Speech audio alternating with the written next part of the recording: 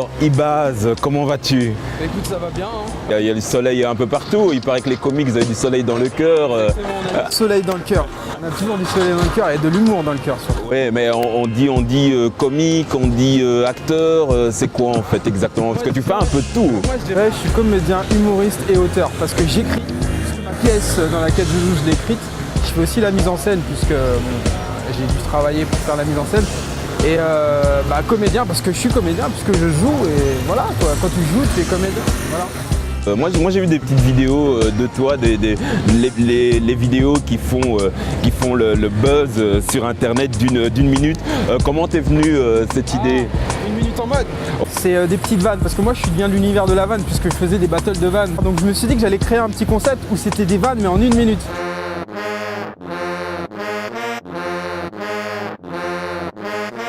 Vous, parents, qui avez des problèmes de discipline avec votre enfant? Espèce de sale! Mais va te faire bip! Mais moi je t'en bip! Nous avons trouvé une solution. Active Enfant. Active Enfant est un produit miracle qui vous permettra de résoudre ces problèmes. Psh, l'effet est immédiat. Ça perd les poupettes! Non, t'es pas moi! Puis Comment est-ce que tu t'es dit, je suis un comique, c'est à l'école, tu vannais déjà les profs? Effectivement, je me moquais des autres.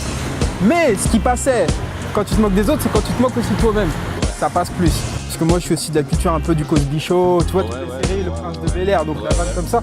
Et puis côté Afrique, je peux même parler de ma famille, même pas besoin d'aller plus loin. Ma famille, c'est des humoristes, ils sont même plus drôles que moi. Ils sont 100 fois plus drôles que moi. C'est juste qu'ils montent pas sur scène. Là, maman, ils sont tous des humoristes. Là, je vous emmène au Paname Art, là où je joue ma pièce régulièrement. La pièce, c'est Mariage Blanc, pas toujours un bon plan. Je suis Souleymane Diallo, le personnage de Souleymane Diallo. Un de ses amis crée un faux site internet pour lui. Pour qu'il puisse rencontrer les filles, un site internet de mariage blanc. C'est étudié tout ça, je sens ça, c'est étudié.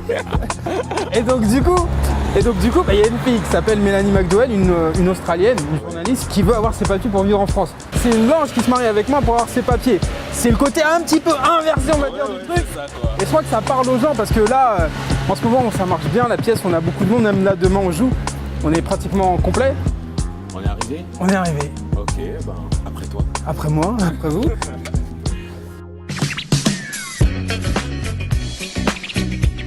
Le patron de l'endroit, du Paname, qui nous a accueillis très gentiment.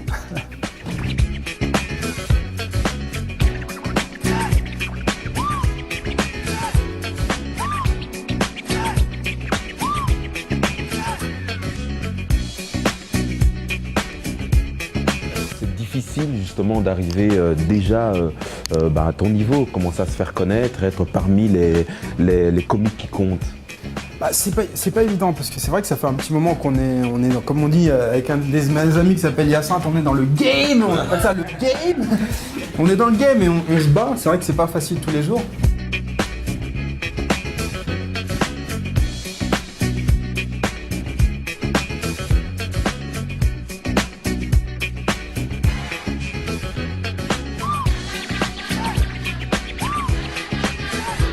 Pas ici chaque semaine trouver de nouvelles vannes. Ici tu fais toujours la même chose chaque dimanche. Alors pour ce qui est de ma pièce, oui, c'est toujours la même pièce. Par contre en stand-up, quand je viens, parce qu'il y a des scènes ouvertes aussi pour tester un petit peu les vannes, je teste toujours des nouvelles vannes. Essaye de tester un maximum de nouvelles vannes pour pouvoir ensuite avoir un spectacle d'une heure. Il y a le public aussi qui t'inspire. Sur le moment, quand tu fais un 5 minutes de stand-up, et qu'il se passe un événement, je sais pas, il se passe quelque chose, tu trouves une vanne et ça se développe, tu vois comment les gens réagissent. Donc il y a beaucoup de, il y a de l'interactivité, tu vois. Mais moi j'attends la vanne là, c'est pour ça. T'attends que je te vanne. Le problème, c'est que moi, je suis pas quelqu'un qui vanne gratuitement. Moi, il faut créer le contexte. Le contexte, il se crée, c'est-à-dire qu'il faut qu'il se passe quelque chose pour qu'il se crée, tu vois. Moi, quand je vois tes cheveux, je me dis, mince, qu'est-ce qui se passe? Tes cheveux, ils veulent fuir ton front, tu vois, parce qu'ils partent en arrière. Ils t'aiment pas. Tu sais, ils vont, on s'en va. T'as vu, ils sont presque derrière, ils sont en train de fuir. Hein. Moi, je sais pas, je crois qu'ils t'aiment pas. Hein. Ça, c'est un exemple, mais il faut créer un contexte, tu vois. Personnellement, je pense pas être le distributeur de vannes. Tu peux pas être tout le temps drôle. Enfin, des fois, tu sors une vanne, sur le moment, tu prends un bide. C'est le principe du comédien. Et c'est ça, je pense, les meilleurs humoristes, c'est ceux qui arrivent à toujours rebondir, même sur leurs mauvaises vannes. On va continuer notre petit tour à Paris. On cherche un peu une créatrice, une styliste, un concept store. Voilà, je sais pas si tu as quelque chose à nous suggérer, quelqu'un que tu connais peut-être. Il y a, au Forum des Halles, Mademoiselle Tonkara. Eh ben moi, je te la conseille vivement. Ouais. Ah bah ok, bah on va suivre tes conseils, on va aller la voir.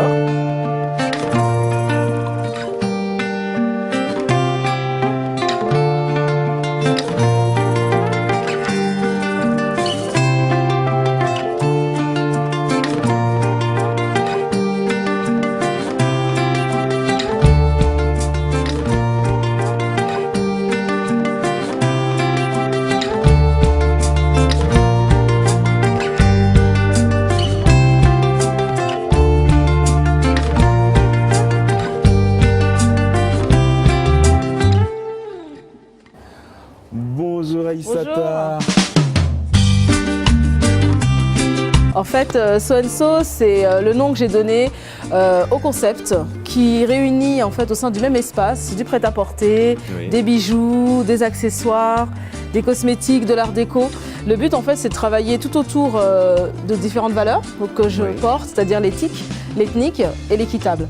Donc j'ai défini ces trois valeurs à travers mon parcours de vie et des rencontres, et ça s'exprime à travers la création artistique. Et c'est de là qu'est né mon concept depuis 2007 maintenant. Il faut être une artiste pour avoir un tel magasin. C'est pas comme les autres magasins où on vient, on prend des produits, etc. On les choisit, on les aime, voilà, parce qu'on les trouve beaux. J'ai toujours travaillé dans l'environnement artistique, plutôt au départ avec des artistes musiciens, sur des clips, sur des tournées, etc. Et la création artistique m'est venue par sensibilité. J'avais envie de me démarquer, de présenter des choses différemment.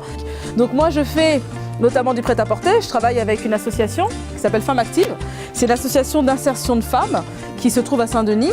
Et le but en fait c'est de promouvoir leur travail, différentes femmes artisanes, et en même temps de pouvoir utiliser des tissus qui viennent d'un peu partout. Pour ma part, je viens du Mali, donc je travaille essentiellement le bogolan. Et pour moi, l'ambition, c'est vraiment de pouvoir ouvrir le potentiel de nos savoir-faire. Le but, c'est de travailler en direct, avec très peu d'intermédiaires, voire pas du tout. Et on est aussi bien en Île-de-France que des créateurs qui sont basés à l'étranger. Le cosmétique naturel, pour moi, en fait, j'y suis venue, ça fait déjà pas mal d'années. Ouais. Dreadlock, j'adore, Voilà, hein, quand même. exactement. J'ai encore du temps, mais... La volonté, c'est vraiment de faire la promotion de tous ces articles et changer les mentalités. Donc c'est aussi l'éthique, hein. On reconnaît à travers les produits qui peuvent être labellisés bio ou alors des produits qui ne sont pas labellisés mais qui sont des formulations, comme on dit, de recettes de nos grands-mères. On travaille aussi sur des ateliers.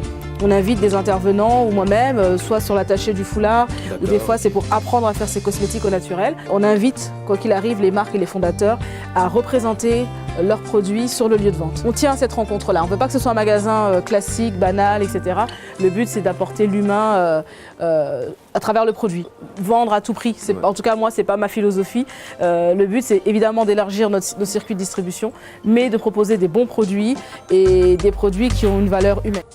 Des bons et des beaux produits, parce que j'ai vu voilà, des hauts talons, voilà, il y a des baskets avec certains en wax. Aujourd'hui, la basket, c'est un produit qu'on utilise facilement. Mais en même temps, là, c'est une Ghanéenne qui a fondé sa marque, Oema Oene. Elle est installée à Londres et elle commercialise ces chaussures-là, qui sont des baskets amovibles et réversibles. Donc c'est un produit qui est vraiment finalisé, on n'est plus dans l'artisanat, etc. Ouais. On est là pour promouvoir des bons produits et des produits qui sont aussi précurseurs. Donc la mode, c'est ça, hein. On est dans un espace créateur au Forum des Halles. C'est quand même aussi une vocation. Les gens souvent se disent, voilà, je crée moi-même, je suis inspiré, je vais le faire pour moi. Là, c'est vraiment se dire, je le fais pour les autres. Je pense que c'est ce qu'on m'a transmis aussi, de par mon éducation notamment. En fait, je pense qu'on n'arrive pas tout seul. Moi, je suis persuadée de ça. Donc, je travaille, j'ai mon URL, etc. Je travaille en équipe, que ce soit une équipe salariée plus collaborateurs, etc. Mais ce qui est important, c'est que même les fournisseurs, en fait, c'est un travail mutualisé. Toute seule, en fait, So&So n'existerait pas. Hein. C'est vraiment le fait que les créateurs soient productifs, qu'il y ait le magasin qui tienne la route, qu'il y ait des choix à faire de gestion, des choix artistiques aussi. Hein. Mais il faut que tout le monde s'y mette pour que ça avance. Ligne de conduite, quoi, voilà. Donc j'espère la partager avec le plus grand nombre. Hein. Il y a la ligne de conduite et puis il y a ta ligne artistique tout court. Quelles sont justement quelles sont tes créations Moi, c'est un peu plus loin là-bas. Donc je travaille aussi bien avec des créateurs qui ont un parcours déjà existant comme Africouleur, parce qu'ici c'est un multimarque de créateurs. Donc je travaille avec BZM et Mylan, Mike Silla, By Fall Dream, Africouleur, Zankara, Jokali, Floridja, Anguille Haïf, Cory Wax, C1. On les connaît tous. Hein. Par exemple, quand même, on travaille ensemble. Hein. C'est vraiment, c'est pas, C'est la famille, quoi. c'est pas du papier du catalogue, c'est vraiment un choix humain aussi. Il faut qu'il y ait une rencontre humaine. Donc là, par exemple, je travaille sur de la customisation. Donc de pièces qui sont à la base des tenues militaires, Oui. qu'on a décidé de waxiser. Donc ça fait un peu partie de mon point de vue. Moi, ce qui m'intéresse, c'est qu'on revisite les cultures. Et aujourd'hui, en 2012, on se dit, si j'ai envie de m'habiller, faut pas se mettre de limites. Donc il faut se battre pour imposer un style, pour imposer une manière de penser. Et plus c'est le nombre en fait qui va décider. Hein. Moi, je pense comme ça. Voilà. Moi, c'est une bonne façon de penser, on pense comme toi. Et c'est pour ça qu'on est là, justement, pour transmettre cette pensée au plus grand nombre. Donc voilà. On te remercie. Nous, on va continuer notre petite visite. À mon avis, j'ai déjà vu 2-3 petits trucs qui me plaisent parce qu'il y a un espace homme, bien sûr. Et il y a des Donc sacs il y a des mixtes sacs aussi. ici. Vous allez J'ai aimer, vu ceux-là. des chemises en wax Jokali. un peu partout. Donc je vais faire mon petit shopping et puis on se voit plus tard. Avec plaisir.